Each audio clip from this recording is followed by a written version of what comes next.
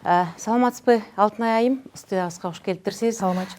Мына бүгүн сизди чакырганыбыздын себеби бүгүнкү күндө элде болгон көп көйгөйлөргө өкмөттү күнөөлөп жатышат, өкмөттүн жасай албаган иштери, өкмөт көңүл бурган жок деген сыяктуу. Ошолордун арасынан өкмөттүн арасынан карап көрсөк, ушул аял кишиден сиз бар экенсиз, мүмкүн сизге бул жагы түшүнүктүүрөөк болор деп нарында салынып аткан логистикалык борбор боюнча негизги темабыз ушул, сизди студиябызга чакырдык.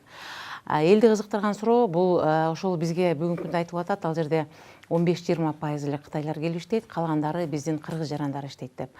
Ошол бизге келген кытай жарандарына себеби бизге буга чейин биздин практикада Гансиде, Кантта курулган авиабазаларда жана ошондой эле келген инвесторлордун арасында көп катталган учур биздин кыргыз кыздарынын аларга турмушка чыгып, алардан төрөлгөн балдар кыргыз жарандары болуп, ошолор көбөйүп кетиши бизде абдан көп коркунуч жаратып атат. Анткени алар кийин чоңойгондо баары бир деле ошол өзүнүн улутун жактап, өзүнүн улутун көздөгөн, биз буну жок кыла албайбыз, бул жаратылыштын закону деп да койсок болот.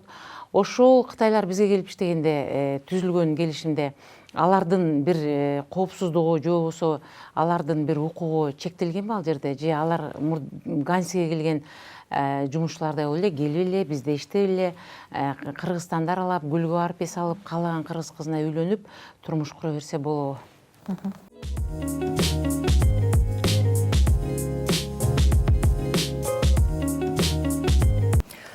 Рахмат, абдан мындай бир актуалдуу маселени көтөрүп атасыз. Эң башында мен негизи эле ушул проект боюнча бир-эки сөз айтып кетсем деп туура көрүп атам. Ар кандай эл аралык изилдөө болгондо, биз өзүбүз социологический мындай изилдөөлөрдү жүргүзгөндө эң негизги 2-3 маселе кыргызстандыктарды эң мындай тынчтандырган деп сураганда ошол жумушсуздук биринчи орунда турат.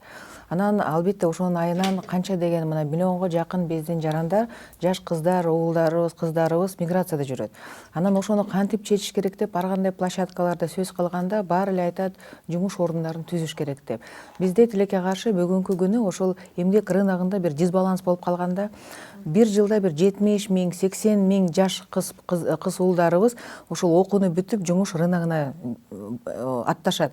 Бирок аларга албетте мынчалык орун жок болгондуктан алар ошол башка бир мамлекеттерге кеткенге туура келип атат.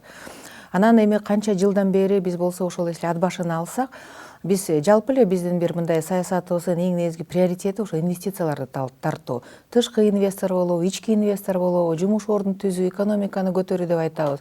Бирок мына бүгүнкү күнү ошол ат башыда акыркы бир нече жылдан бери ошол логистикалык борбор курулуш керек, ошол жерде бир өзүнчө ушундай бир логистикалык борбор болуш керек деп айтылып келген. Анан бүгүн эми ошондой инвестор чыгып, ал жерде жалаң эле Кытай инвестор эмес, ал жерде эки инвестор бар экен. Бирөөсү Кыргыз Республиканын жараны, анан ошол Кытай Республикасынын жараны бир чоң ири инвестиция салабыз деп ошондой бир пландары бар экен.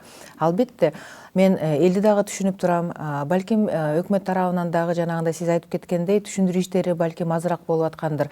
Бирок бул жерде мына айтып коюш керек, Нарын областтык администрация, Ат башы район акиматы дагы, жергиликтүү бийлик дагы ошол элдерге чыгып, мына бүгүнкү күндөрү дагы ошол сход жасап, ошол түшүндүрүп, келишим кандай болот, юридикалык жактан дагы биздин мыйзамдар ошол жана сиз айтып кеткен коркунучтарга жол береби, бербейби, кантип чечилиш керек, албетте ошондой иштер жүрүп жатат. Бирок биз мына эртең менен дагы сүйлөшкөндө мен өзүмдүн жанагы ошо социалдык маселелерди тейлеген коллегама дагы айттым, бул иштер абдан мындай бир көп болуш керек. Ар бир ошол жерде бир кичине коркунуч чыгарып аткан адамга түшүнүктүү болуш керек. Анан жана бул биринчиден айтып коюш керек, биздин мыйзамдар бүгүнкү күнү башка бир мамлекеттин жаранына менчикке жер алганга тыюу салат. Азыркы жер болсо ошол СЭЗ Нарын дегенге берилген, а СЭЗ Нарын өз убагында жанагы ижарага, жанагы инвесторго берип жатат. Бул эми 10 жылдын ичинде жанагы 280 миллион деп атпайбызбы АКШ доллары, ошол инвестиция келет деп атат. Биринчи мисалы үчүн 3 жылда бул жазалат, экинчи 3 жылда бул жазалат деп ошол жердеги маалыматты биз бүгүн мен ойлойм мындай жайылтканга аракет кылабыз. Бүгүн мына 1000ге жакын биздин жаш кыздар, балдары ошол жерге иштейбиз деген бир ниетин көрсөтүп атыптыр, жазылып ошол иштейт элек деп. Анан ал жерде жалаң гана мен туура түшүнсөм Кытай инвесторлор эмес, жалпы мындай эл аралык инвесторлор да келсе болот экен. Менин коллегам эртең менен айтып атат, мисалы үчүн Турция мамлекетинен дагы бир текстиль жагынан ошол жерде резидент болуп ачат элек деген дагы ниеттер болуп атыптыр. Вот, анан албетте биринчи ирет мен ойлоп атам биз ошол жерге башка жактан келген инвесторлор дагы батат, ошол жерден. Албетте. Бир эле Кытайдан келген ал борбор эмес, андан башкалар дагы ооба, ал жерде биздин дагы өз кыргыз жарандары барып президент боло алат. Демек бул болсо эл аралык бир мындай логистикалык борбор деп эсептесек болот деп ойлойм. Анан жана коркунучтар жалаң эле Кытай жарандар же башка эл аралык жарандар иштейт дегени бизде эми жанагы мыйзам негизинде тышкы миграция жөнүндө мыйзам дагы башка мыйзамдарга 20%дан көп болбош керек. 20% ошол чет мамлекеттин жарандары, калганы бүт кыргыздар болуш керек деген мыйзамдарыбыз бар. Ошондуктан мен ойлойм биринчи ирет бул проект, наверное, Кыргызстанга, өзгөчө ошол Ат башы районуна жакшы бир мындай пайда алып келе турган мыйзам проект деп мен эсептеп жатам да. Анан сиз айтып кеткендер ар бир проекттин плюстары болот, анан коркунучтары. Анан албетте ошол коркунучтарды тизмелеп, эмне коркунуч жаратып атат? Экологиялык жактан алалык десек, айтып атат, именно ошол проект аркылуу жашыл экономика принциптери биринчи жолу киргизилет деп. Ошол эле күндөн алган энергия колдонулат экен деп. Демек, экологиялык жактан дагы экспертиза өткөзүп, эмне зыяны бар, так биз белгилеп айтышыбыз керек. Жанагы сиз айткан кыргыз кыздар мисалы үчүн башка улутуна чыгат деген, мен мисалы үчүн эме только расмий мындай статистикага таянып айта алам да. Биз анализ кылып көрсөк, 2010 жылдан 2018 жылга чейин башка мамлекеттин жарандары менен мындай жай айтканда үй бүлө түзгөн саны 17,5 миңдей болуп атат да. Анын ичинен 17,5 миң кыз башка улутка турмушка чыккан. Жалаң эле кыз эмес, эркектер деле ооба башка улуттун кыздарын алган десек болот. Эң көбүнчөсү бул Россия Федерациясында.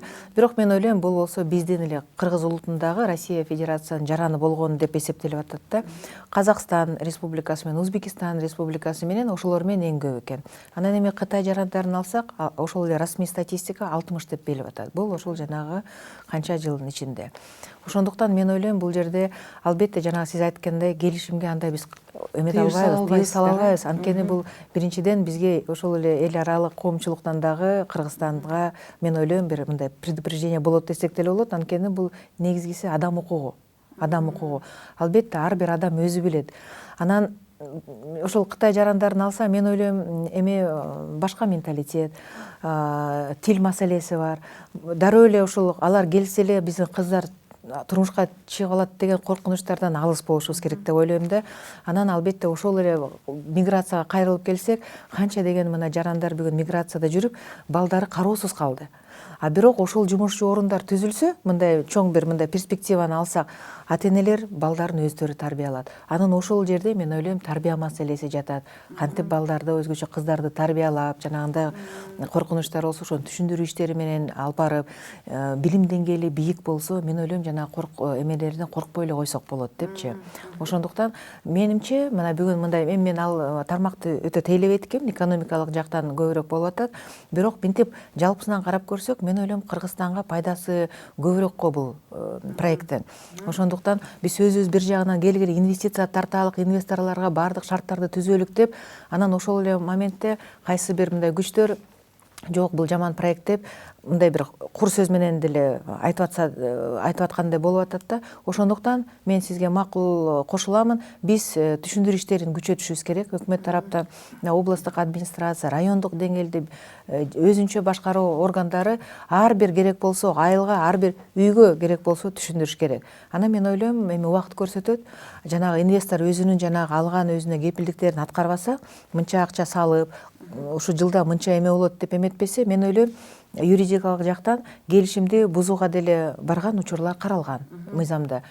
Ошентип чечсек болот. Бул жакта экономикалык тарабын сиз айтып атасыз, бизге анын келген пайдасы жөнүндө. Мен айтайын дегеним, бул жерде биздин жанагы жарандар жөнүндө жана социалдык жагыда, мисалы үчүн келишим түзүлүп жатканда жана айтылып атпайбы 20% кытайлар гана келип иштейт деп. Ошондо ошо бизге келе жаткан кытайлардын кандай болуш керек, алар биздин мамлекетте өздөрүн кандай алып жүрүш керек деген нерселер каралат да. Ошол жерде алар ошол нарынга келип иштейби, ошол жерде логистикалык борбордо алар нарындан эч жака чыкпаш керек. Биздин кыргыз кыздарына үйлөнбөш керек. Бул жактан үй бүлө курбаш керек. Мейли анда биздин кыргыздардын кыздарын биздин кыргыз кыздардын укугу тебеленип кала турган болсо, аларга бир келишим түзүп, биздин бул жерден үй бүлө курганга болбойт, нарын шаарынан чыкпаш керек. Аларды бир 2 жылга келишиммен алып келип, 2 жылдан кийин алар кайра кетип башкасы алмашылып турат деген сыяктуу нерселер болсо, бизге коркунуч азыраак болот эле. Себеби алар деген 2 жыл иштеп кетсе, бизде үй бүлө курууга болбосо, Бишкектен нарындан Бишкек жака же болбосо көл жака биздин мамлекетти аралап чыгып кетпөөгө укуктары чектелсе, бизге кичине анча тынчсызданбайт элек. Анткени мен жогоруда айтып өтпөдүм, биздин башыбыздан өттү. Гансиге келген американецтер биздин бир нече жолу окуя болду, өлүм коштогон. Биздин жарандарды алар ошо өлтүрүп алганда кокустук дейбизби же атайлап аткан күндөрү дагы болушту. Алар биз өзүбүз соттойбуз. Булар деген Кыргызстандын жараны болбогондуктан силерге бербейбиз деп алып кетип калды. Биз билбейбиз алар Америкага барганда соттолду же соттолгон жокпу. Ошондой эле алар биздин кыздарга үйлөнүп, үй бүлө куруп, калгандары андан көп, кеткендери мындан көп болуп калды да. Аларга анткени андай чектөө коюлган эмес. Алар каалашынча биздин Бишкектин шаардын кафелерибизди аралап, кыздарыбызды бузганга чейин барып.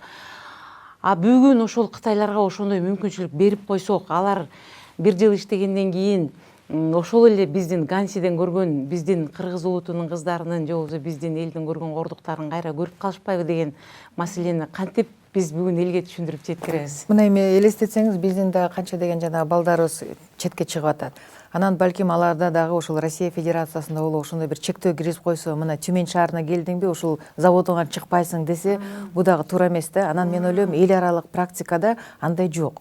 Бул ооба, бул глобалдык жактан караганда адам укугу. Кытай болобу, француз болобу, ким болбосун, бияка жумушка келгенде өзүнүн эрежелери бар. Алар болсо албетте Кыргызстандын мыйзамдарына баш ийиш керек. Бузууларга барбаш керек, албетте ал жагынан. Сиз айткан нерселерди кагаз түрүндө жаза албайбыз, бирок мындай рекомендация катары ошол алып келаткан жарандар балким бир мындай биз аларга рекомендацияга эскертүү катары берип, мындай негласный правила деп коет го, балким ошондой бир эме кылып. Эң негизгиси мен ойлойм, биздин кыздарыбыз өзүбүз ошондой бир мындай жанагындай туура түшүнүп, мисалы үчүн башка бир мамлекеттин жараны келип, аны менен бир какой-то официалдуу түрдө эмес, башкача бир мындай мамиле түзсө, анын да кандай коркунучтары бар? Балким бала төрөлүп калса, эч кандай анын регистрациясы болбосо, ал жаран өзүнө кетип калса, анан бала менен калып калат. То есть ошондой сыяктуу нерселерди мындай бир айтып берсек, мен ойлойм, алар өздөрү дагы анализ жасап түшүнүш керек. Бул орчундуу нерсе. Биз деген азыр жанагы бизге экономикалык жактан бир топ пайда алып келет деп атпайбызбы? Ал жагы жакшы, бирок деген бул жерде биз бүгүнкү эле ошол биздин алардын экономикалык жактан бизди көтөрүп жиберерин же болбосо бизге жардам берерин ойлонбостон, биз келечекти да ойлонушубуз керек. Анткени эртеңкиси кандай болот депчи. Ошол менимче бүгүн ат башы элин тынчсыздандырган биринчиден бизде аябай кийинки күндөрү баарыбыз эле патриот болуп калдык, жерибизди бербейбиз деген нерсе болуп жатат. Мен ойлойм, жерибизди бербейбиз деген туура эмес. Анткени бул бизде эле эмес, Турцияда, Кытайда, башка мамлекеттерде мындай СЭС, жанагындай свободный экономический зона деген жерлер бар экен. Ал жерде биздин кыргыз жарандар барып да бизнес кылган учурлар көп экен. Россияда алардын бизге келиши эч кандай деле мындай экономикабызды көтөрүшү мүмкүн, бирок биздин жана социалдык жактан биздин жарандарга, биздин келечек урпактарга зыяны тийбейби деген жагындагы жогоруда сиз айткандай бир эскертүүлөр менен алып келсек, анан эскертүүлөр болот деп элге түшүндүрсөк, ошол көбүнчө ошо ат башынын тургундарына, кыздарына түшүндүрсөк, эч кандай мындай болбош керек, анын келечеги кандай болот деп, ошол жагын эл бүгүн түшүнбөй жатат. Мен ойлойм, биздин берүүдөн кийин дагы бир топ түшүнүктүү нерселер болот болуш керек. Мүмкүн биздин берүүдөн кийин ошол ат башыда бүгүн түшүндүрүү иштерин жүргүзүп жаткан биздин саясатчылар бул теманы да камтып кетишет деп. Андан кийинки сурообуз, сиздин өзүңүздүн кесибиңизге, бүгүнкү иштеп жаткан жумушуңузга карата бизде дагы суроолор бар. Бүгүн жанагы 5-чи Восток 5 кичи районда 8-чи поликлиникада жана пилотный бир проект кирген экен, бир аппарат келген экен, жана үй бүлөлүк дарыгерлер. Ал жерде балдардын ден соолугун ал аппарат диагнозун чыгарат экен, кайсы оору менен жабыркайт. Ошол пилотный проект болгондо барып балдарды көрсөткөндөн кийин бир топ балдардын диагнозу туура эмес чыгып калгандыгы жөнүндө айтылып жатат дагы. Эми андан кийин анын артынан бизге келчү аппараттар 500 миллион сомго келет экен дагы калган аппараттар.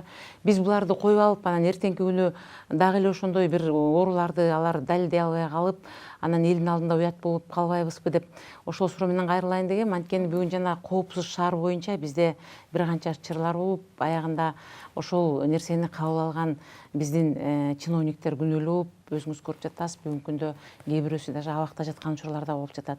Ушул нерсе кандай мааниде каралды? Жакшы, абдан жакшы суроо берип атасыз. Анткени чынында эле туура эмес бир маалыматтар аралап кетти десек болот да. Бул жерде жанагы аппарат боюнча сразу эле мен эме коюп коеюн. Муну эч ким келишим түзгөн жок, ошол 500 миллионго алабыз деп. Бул бир кайсы Россия Федерациянын шаарында ошондой аппарат чыгыптыр. Анан муну эми саламаттык сактоо министрлиги аларга мындай бир талап коюлганда, ошол балдардын ден соолугун профилактика кылыш үчүн ошол жана өзүнчө IT мектеп поликлиникасы деп аталат да бул проект. Эмне кылсак болот? Балдардын ден соолугун кантип карап турабыз деген. Анткени кээ бир билесиздер, мектептерде мурункудай уже медпункттар дагы жок калган. Анан балдар эми поликлиникага катталган, бирок ал жерден барабы, барбайбы врачтар каттайбы, ал өтө чоң мындай суроо жаратат. Ошондуктан бир ошондой проект катары саламаттык сактоо министрлиги ошондой аппарат алып келиптир. Алып келип, ошол жана 8-чи поликлиникага коюп атат. Алар бир нече жолу айткан, бул пилоттук вариантта. Пилот өзү эмнени түшүндүрөт, ошону иштетип көрүп, терс кайсы бир жактары бар же жакшы жактары бар, ошонун баарын карап, анан жыйынтык чыгарат. Анан албетте бүгүн бир дагы жолу ошол аппараттарды алалык, ошолорду келишим түзөлүк деген сөз да болгон да эмес. Мен ойлойм, бул жерде жанагы ошол ойго пайда болушуна министр жол берип койду десек болот. Анткени ал киши айтты, жанагындай проект аппарат өзүнү жакшы көрсөтсө, ошону менен туура иштейбиз деп чечсек, бул мынча акчаны талап кылат экен деп. Ал, наверное, мектептердин санын ошол аппараттын баасына кошуп эле айтып койду. Бирок бул жерде мен так айтып кетейин. Ошо балдарды бүгүнкү күнү IT поликлиника деп кандайча жасасак болот? Жанагы мындай профилактикадан жакшы эч нерсе жок. Ошол ар бир мектепке бир жылда бир же жарым жылда бир барып, ар бир баланы денесин, рост, вес, жанагыда салмагын, кандай эмелери бар, сколиоз барбы, жокпу, эмесин жана көзүн текшерип, кулагын текшерип, ошентип эметип, бардык балдардын эмеси, параметрлери жазылат. Алар болсо ошол ар бир поликлиникада өзүнчө электрондук вариантта жазылат. Бир жылдан кийин ошол эле бала росту канча болуптур, салмагы канча кошулуптур, салыштыруу динамикасын караш керек да. Мен ойлойм, ошондон өтөр эчтеке жок. Өзүңүздөр билесиз, өз убагында биздер Советтер Союзу учурунда ошондой эле флюорография кылып кетишчи. Эсиңизде болсо, кан алып, мисалы үчүн эмне ошондон. Анан бирок электрондуу жагынан кайсынысы жакшы? Биз жана балдардын тизмесин журналга эмес, электрондук тизме кылып, катталып, динамикасын карап, ар бир балага электрондук карта ачылат. Анан ошол жерде мынча жашта прививка алды, мынча жашта муну кылды, мынча жашта бул врач көрүптүр деп.